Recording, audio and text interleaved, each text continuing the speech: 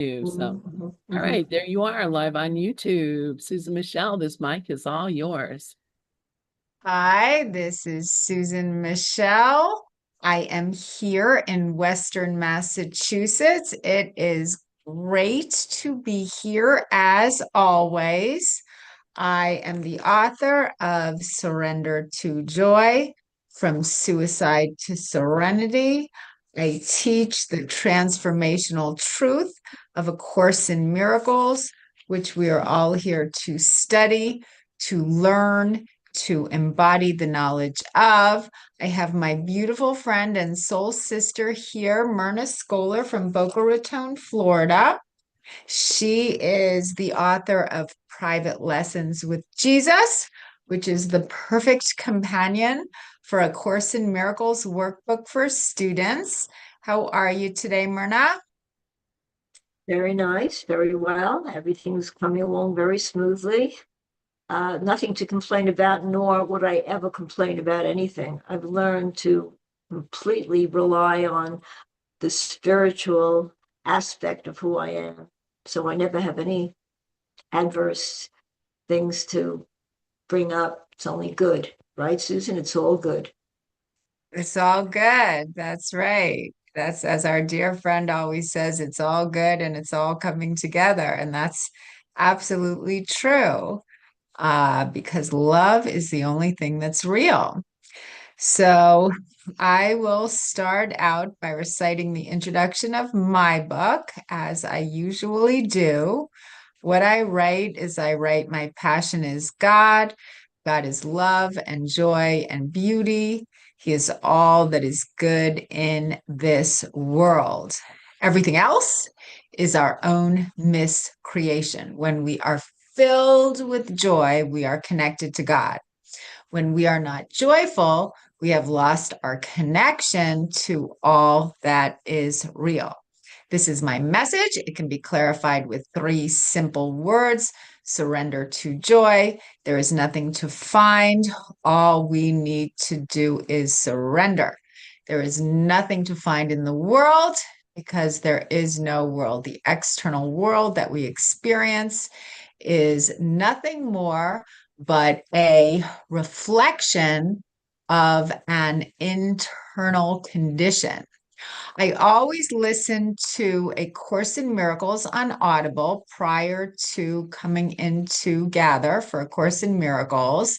And today I decided to listen to the Manual for Teachers, which is very brilliant, just like the text, just like the workbook for students. It's very clear to me from listening to the Manual for Teachers. Again, I have read it and listened to it before, but we need each other to get home to heaven.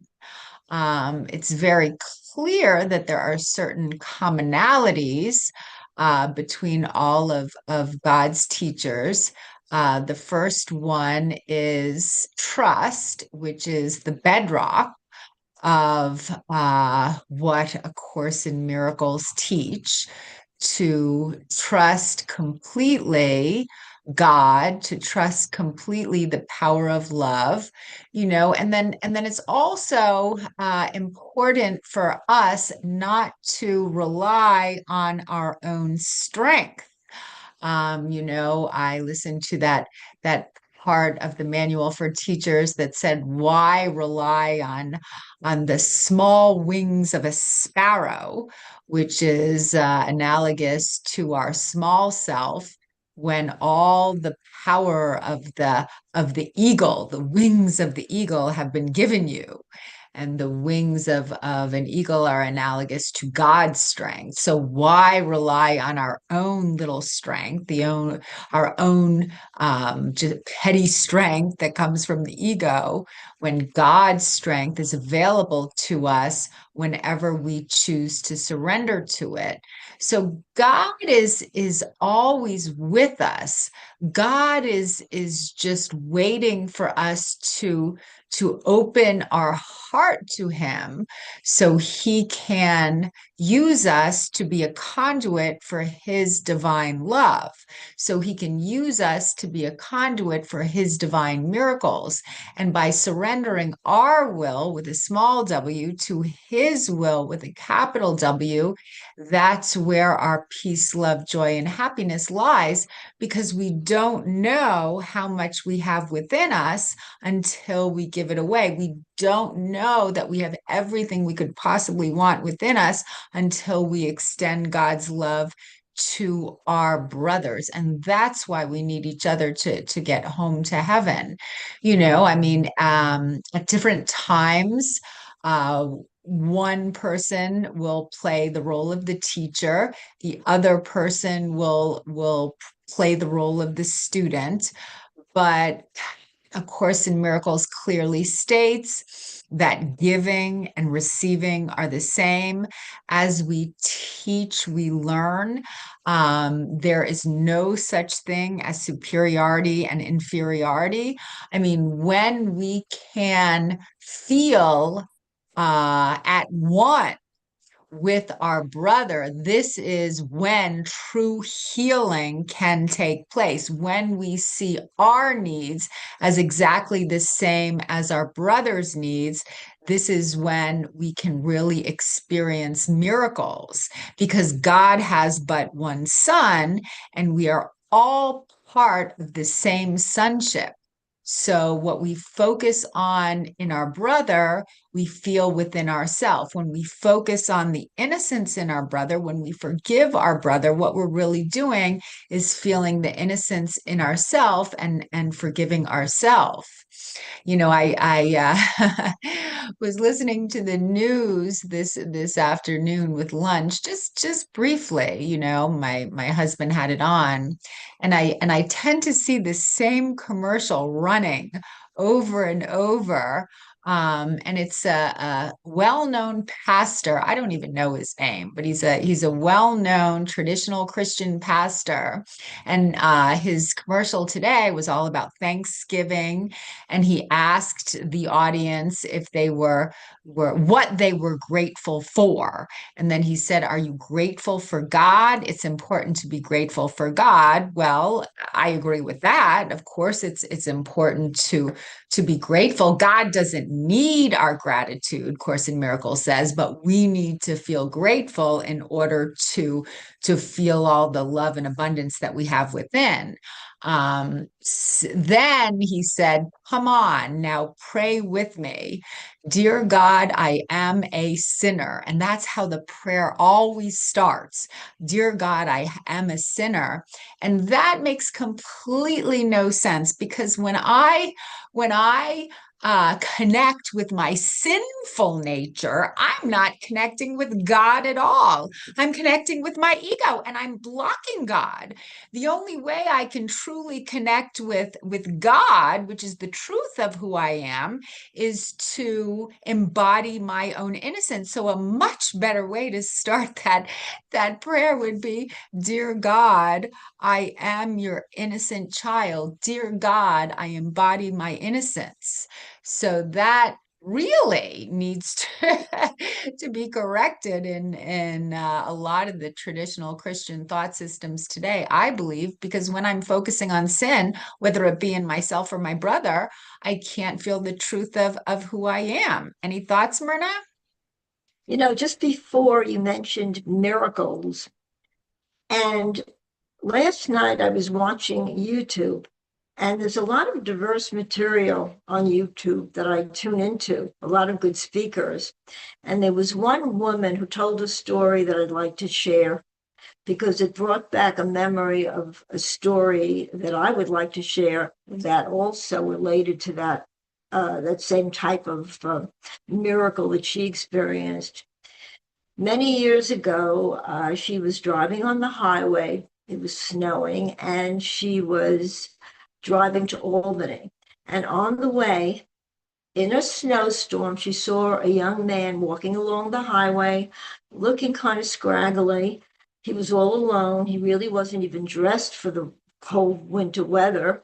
And she stopped to pick him up. She asked him if he needed help. She said, today I would never pick up a hitchhiker, but back then it seemed safe and she didn't think twice.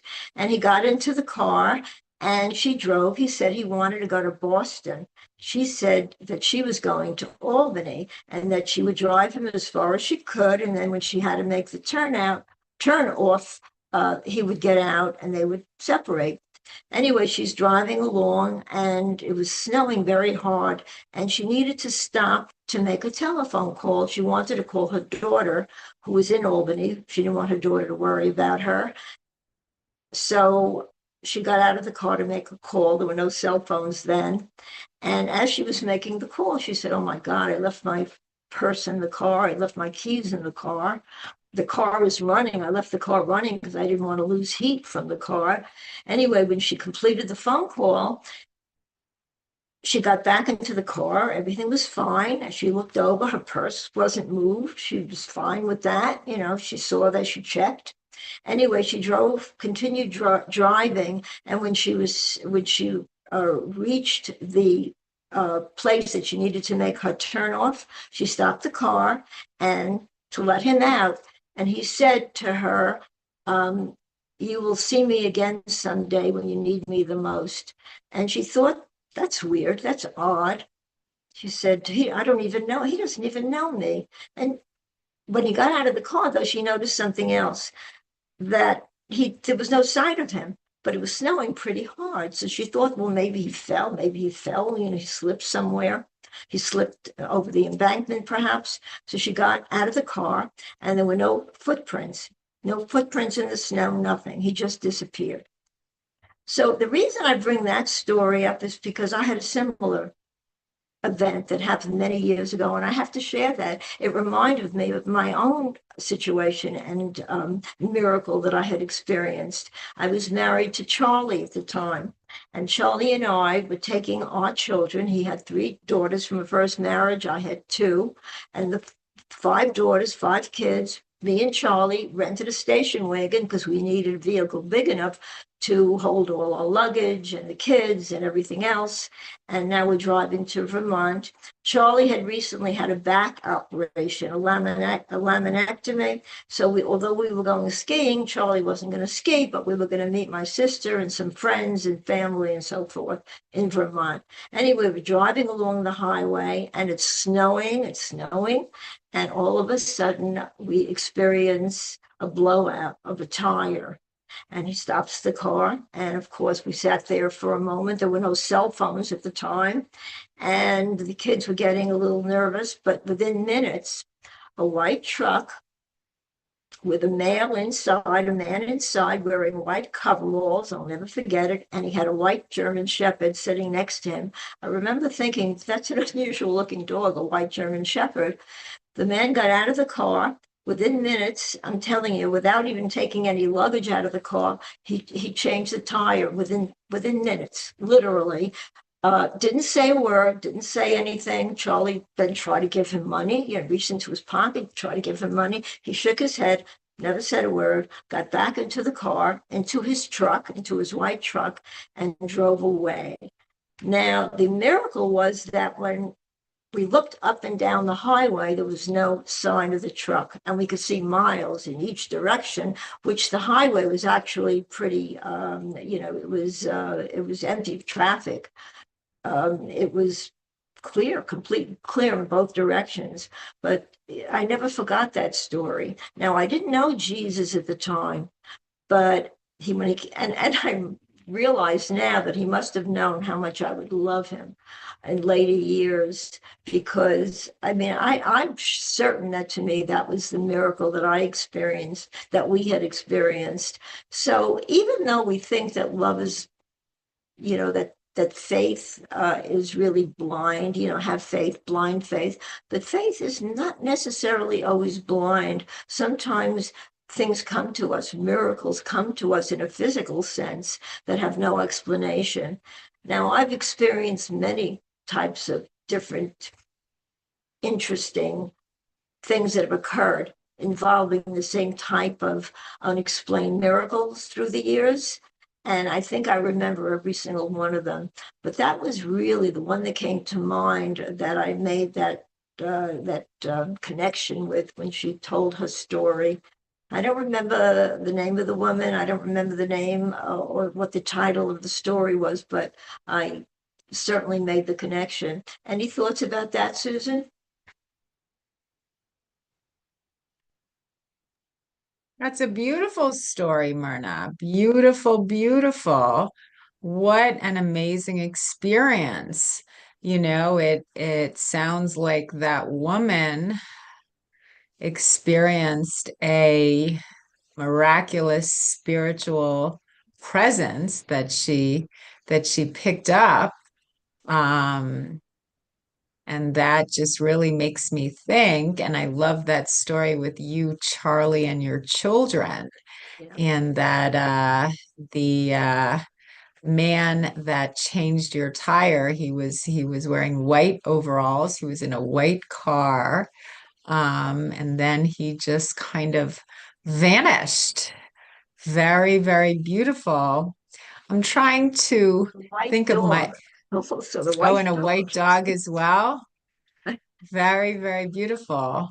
Yeah. I mean, I've had experiences where I think angels were definitely involved.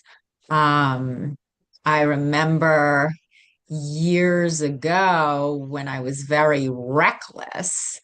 I was driving my car probably almost 100 miles per hour down the Mass Pike, traveling from Boston to my home in Northborough in the middle of the night because I was very tired. I was coming home from work and I wanted to get home as fast as possible. So I was driving at a reckless speed. And then what happened was my car stopped and I had to pull it over to the side of the road. And I was very, very upset.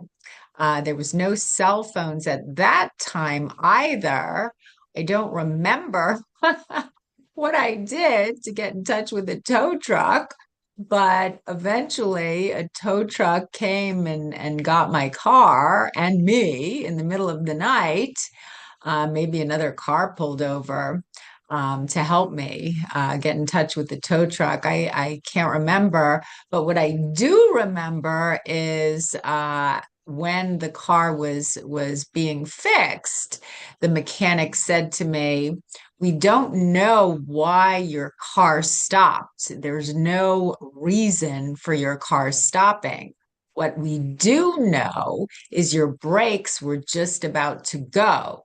So if your car hadn't stopped, you would have lost control of the car.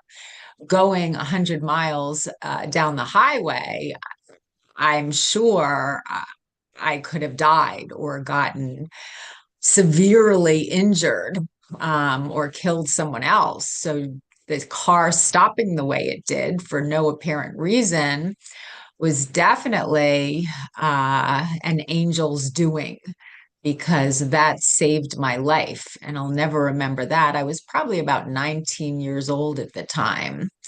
Um, I think that Jesus Christ always shows up for us. Another image that came to mind as you were sharing those two beautiful stories was one of my favorite books entitled God on a Harley. It's not a Course in Miracles book.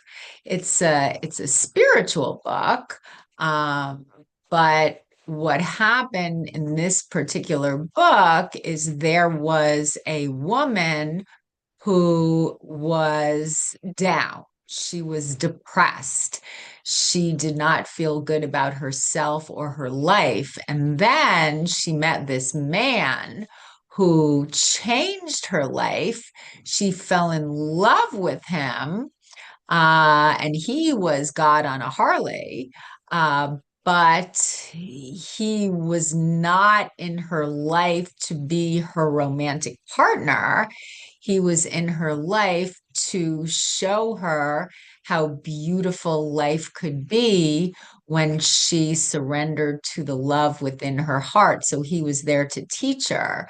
Um, I guess, you know, when we are ready to grow, God always appoints us teachers, or sometimes he appoints us to be the teacher. So it's just about being open to love. And those two stories that you shared, Myrna, very, very beautiful. So when you were in the car with Charlie and the children, I mean, I guess in a way, maybe you and Charlie were both open to support and help from the heavens, from a loving place. That's just really, really nice. I mean, I remember when Joe and I went to Jamaica, my husband and I, we went to Jamaica for our honeymoon. You know, there's very little money in Jamaica. A lot of the Jamaican people, they live on very little money, but they just have so much love in their hearts. I noticed Jamaica is a I know they recently had some weather challenges. But besides that, I think that the country of Jamaica, they're just so loving. They're so happy. They're so grateful for their family. They're so grateful for everything that they do have. And the lack of material goods doesn't really matter all that much, you know? So that's a wonderful um, it's a wonderful way of seeing that material things don't have the capacity to bring joy to our hearts. Material things don't have the capacity to satisfy us. What is truly satisfying is the love. What our soul truly craves is love, and it's been documented numerous times that there are some of the people in the poorest of countries with a lack of material wealth of any kind that are so happy because they have love and abundance in their heart and in their mind. A Course in Miracles is, I mean, A Course in Miracles does not tell us that we need to give up material goods. That's not what A Course in Miracles tells us. The Course in Miracles doesn't instruct us to stay poor in any way, but it does clearly state that material goods cannot bring us happiness. Anything of the external world is transient, it doesn't last.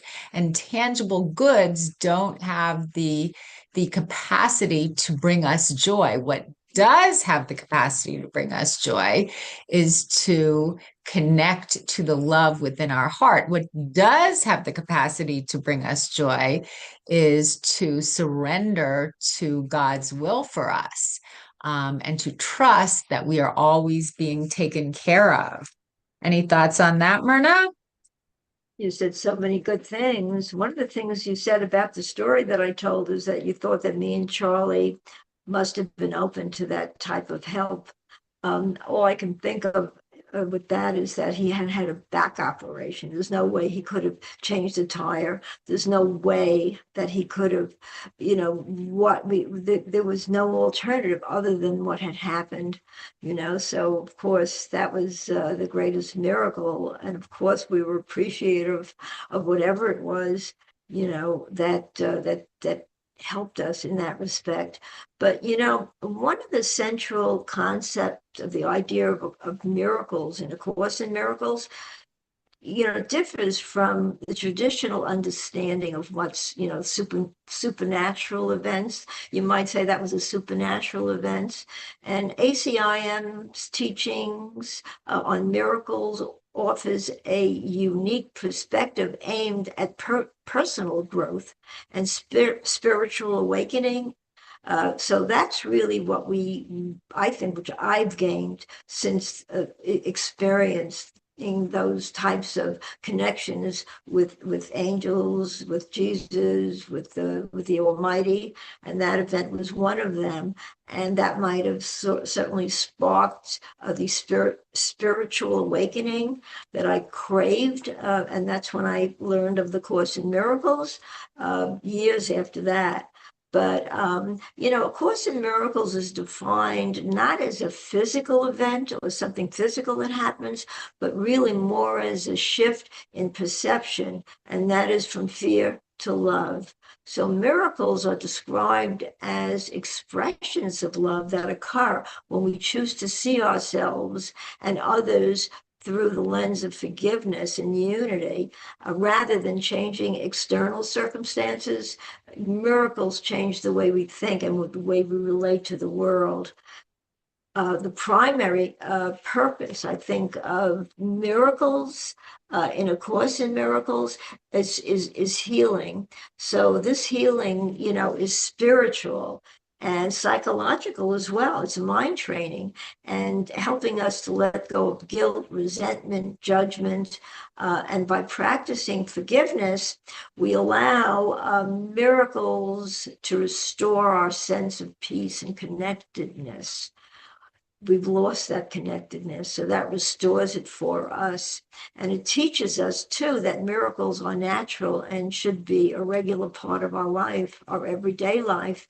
And so forgiveness actually is at the heart of A Course in Miracles principles. So the text really suggests that when we forgive, we release the illusions of separation and conflict, and the act of forgiveness is in itself considered a miracle. And it demonstrates the power of love to heal and transform ourselves to that experience from fear to love. So, the Course in Miracles says in its own words that miracles are natural signs of forgiveness, that they don't change the external world, but our perception of it, and that miracles are expressions of love, and we have to give and receive. We give love, we receive love, and everyone has the ability to perform miracles through loving thoughts, actions, and miracles are not under conscious control at all, but they are expressions of divine guidance. And that's how I really observe the miracle today, and how I express my gratitude to A Course in Miracles for that teaching. According to ACIM, miracles are profound shifts in consciousness that help us recognize our inherent innocence. You speak about innocence a lot. To get in touch with our innocence is what we try to strive for as well. Right, Susan? I know you like to use the word innocence or the concept. Oh yeah, that's my favorite word. I love the word innocence. That's how I remember the truth of who I am, is just to embody my own innocence. It's about self-forgiveness. It's about forgiving my brother for an error that never occurred. That's what's so radical of Course in Miracles definition of forgiveness. We're not forgiving our brother for something that he did wrong. We're forgiving our brother for an error that never occurred, because if it was negative, it is an illusion. So the errors really just get wiped away. God can't even see our errors. He can't even see our sins. All he can see is our innocence. So again, when traditional Christian ministers, advise us to start our prayers off with the phrase, "Dear God, I am a sinner." It keeps us separate from God. That's what it does. It separates us from God. And again, I grew up with that thought system. I know you're Jewish, so you did not grow up in a traditional Christian church, which is great. Great, but I was, brought up in a traditional Christian church. I was Lutheran, and I was taught from a young age that very thing. That's probably why it still triggers me today, because I was taught that I am separate from God. I was taught that God resides high in the sky and he sits on a big white throne, and he wears a long white robe, and he is completely separate from me. A Course in Miracles teaches me that God is not separate at all from me. God is something that I am a part of. A Course in Miracles teaches me that when I surrender my will to his will, there's nothing that I can not accomplish, because my true power comes from God, uh, which I am a part of. God is the sun. I am a ray coming from the sun. God is the ocean. I am a wave coming from the ocean. I mean, we're all a part of God. We all have the same um, power and potential and love within our hearts, but I think not all of us learn to express it.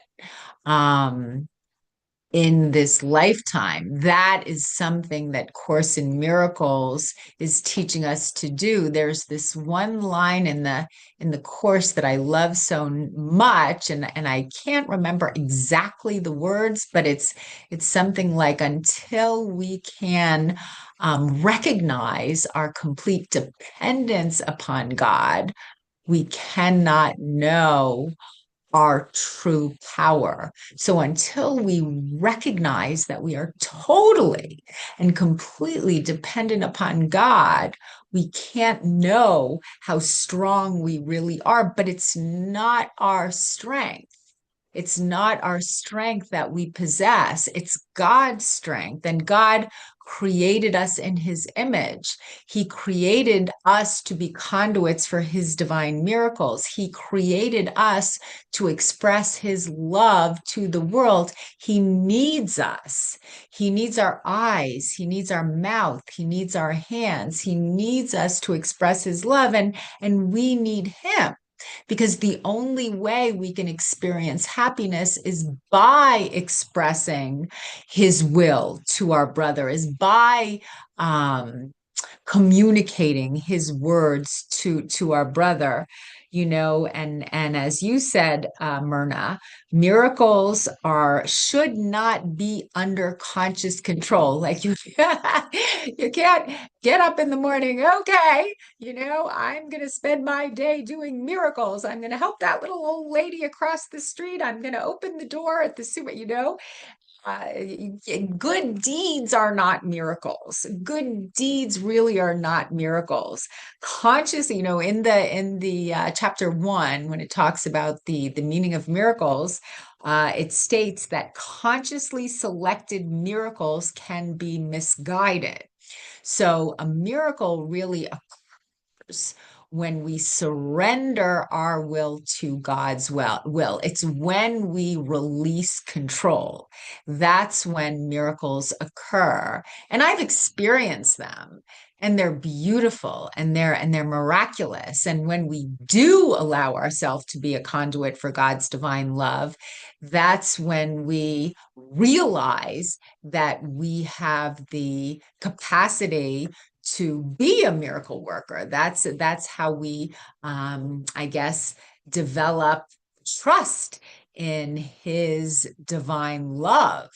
So I think that being a conduit for miracles is just the most amazing high that anyone can experience. And we can't experience miracles. We can't experience this miraculous mindset when we're suffering. That's another biblical verse that I heard on the news, that this biblical verse conveyed that God is closer to us during times of suffering. Well, God does not abandon us during times of suffering. Of course, he does not. I recited that Footprints poem, I think, on our last talk, when the man was looking at the sad, and during the times of trial and tribulation and challenges, there was only one set of footprints in the sand. It was God that carried him during the times of trial in this Footprints poem. And God does carry us during times of trial. But when we are suffering, we really can't connect to God's energy, because God is pure joy. God is pure love. God resonates at a very high energetic frequency. So the times that we can really hear God's wisdom and is not when we're suffering. It's not when we're down. I say a lot of times when we're suffering, we have blocked God. A lot of times when we're suffering, we're in the terrain of the ego. This is a lot of times when the egoic thought system kicks in, but when we can release the ego and we can raise ourselves to a joy-filled or a joyful state of mind, that's when we can hear God's wisdom. God is not going to come down into the dirt and scream at us. He doesn't scream. God talks softly. He talks confidently. He tells us everything that we need to know, but we need to quiet our mind in order to hear his guidance. We have to lift ourselves up to his elevated state of consciousness, which is my own elevated state of consciousness, to hear the wisdom of God, to hear the wisdom of my higher self. God's will for me is perfect happiness. And when I allow joy to come into my life, that's when I can really allow myself to be guided by God's divine wisdom throughout the day. Thoughts, Myrna? Unmute yourself.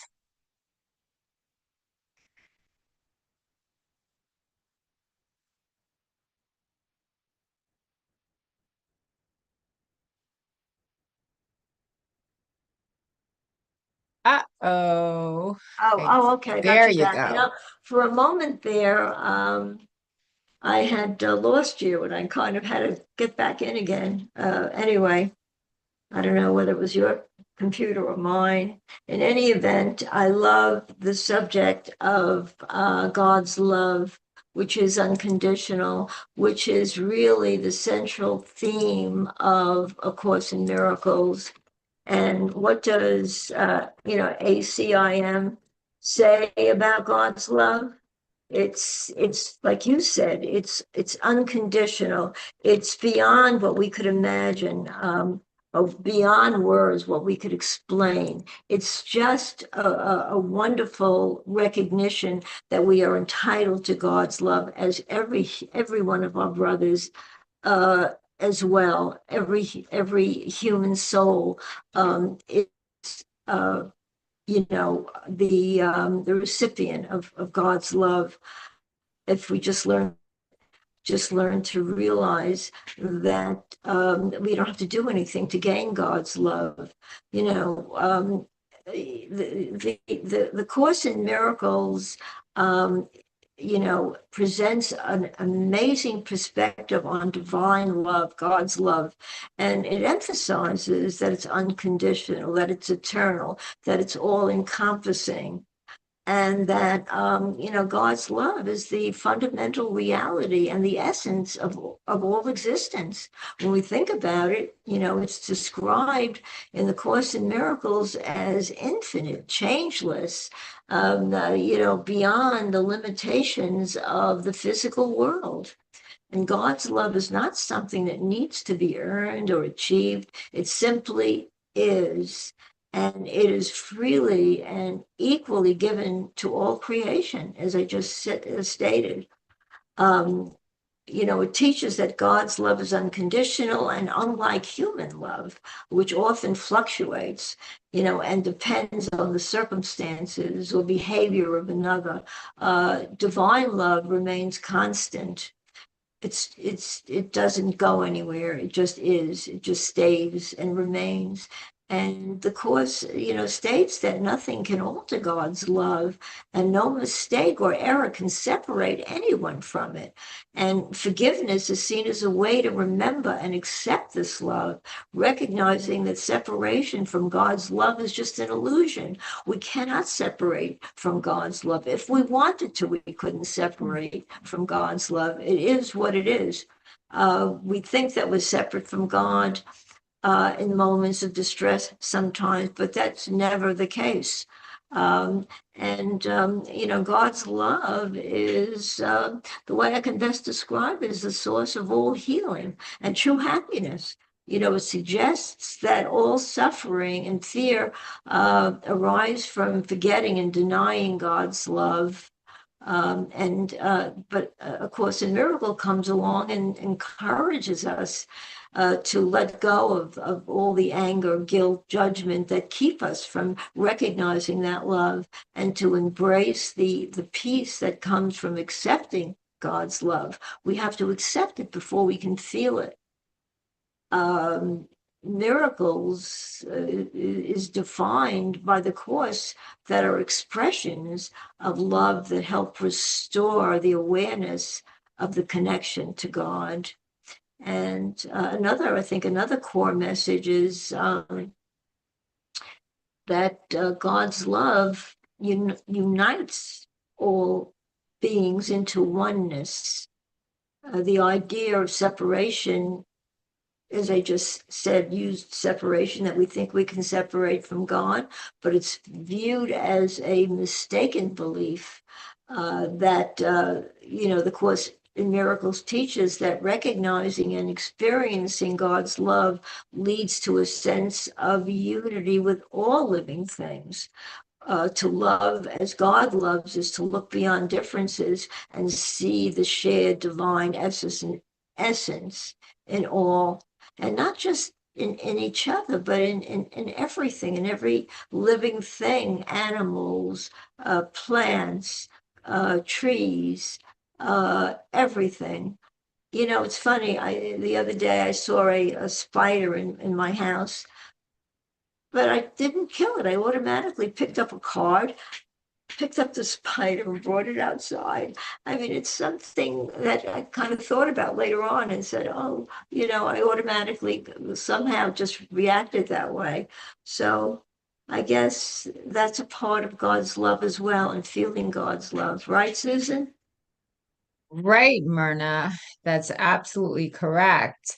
I remember there were two boys that lived. I kind of lived, I guess it's called a cul-de-sac. I have a little road that I live on that has about 5 houses on it. And we live across the street from two little boys. They're both about 9 years old, or they were when this happened. And they came across the street, to talk to me. And there was a spider that was building his web, right on the garage. And one of the little boys, was just about to kill the spider. He says, "Ooh, it's a spider. I want to get rid of him." And the other little boy said, "Oh no, we can't kill this spider. He's a living creature. And he wouldn't let the other little boy, they were friends, kill the spider because he was one of God's creatures. And that is a very loving way to see animals and to see the world, is just not want to take away the life of any living creature. I think that's very beautiful.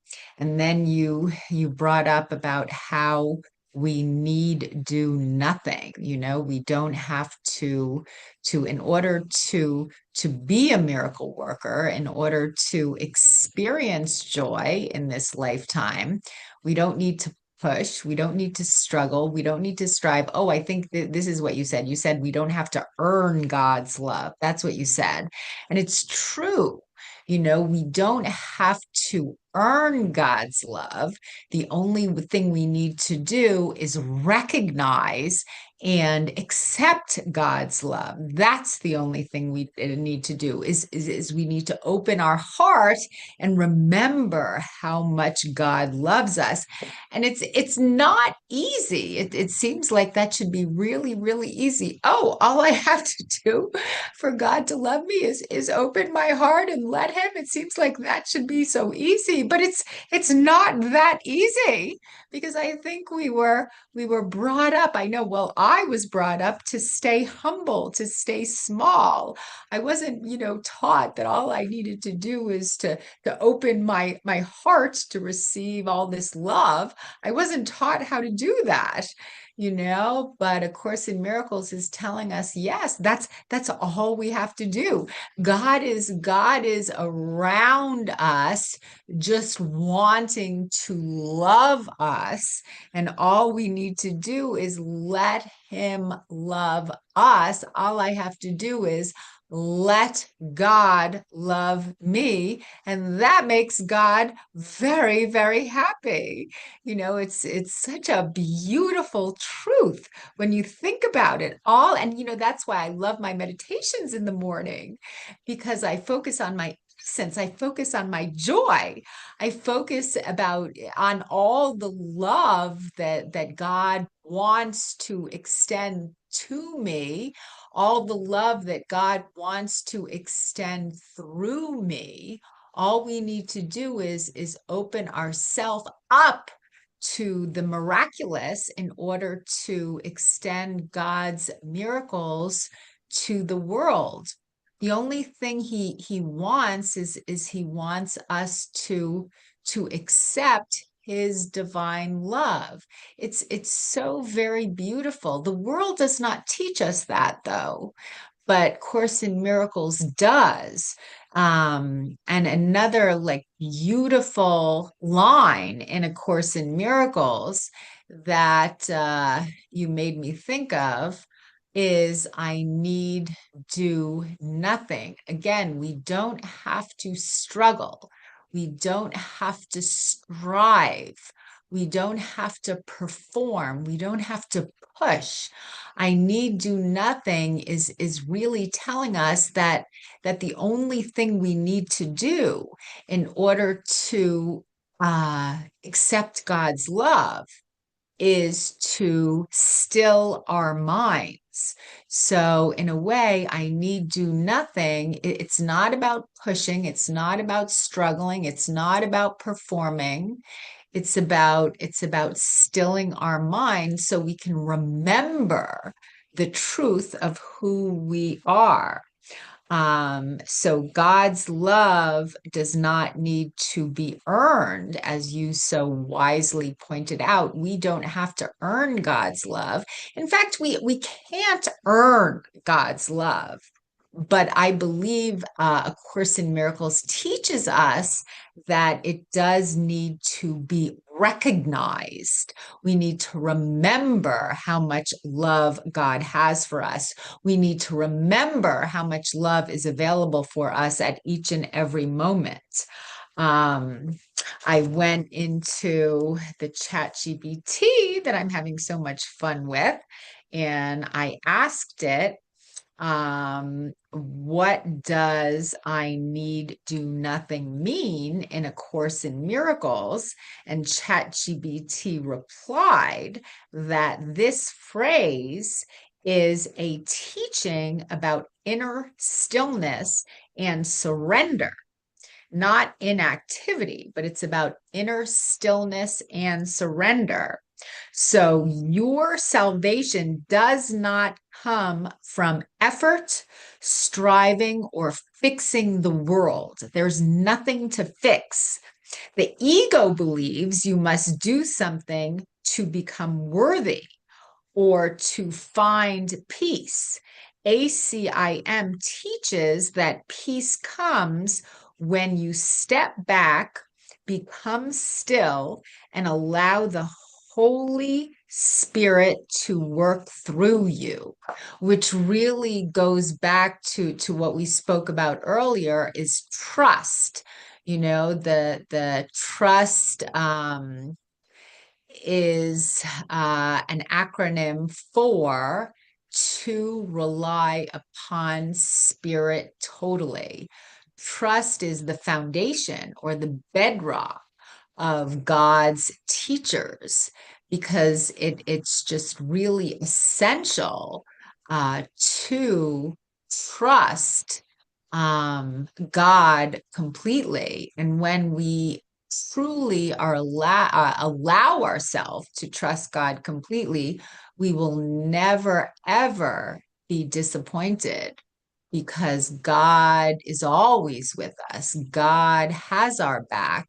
You know, I was listening to a friend talk about someone who had betrayed her trust, a person who had betrayed her trust. And she was sharing this with a neighbor, and the neighbor said, "Oh, don't ever trust that person again.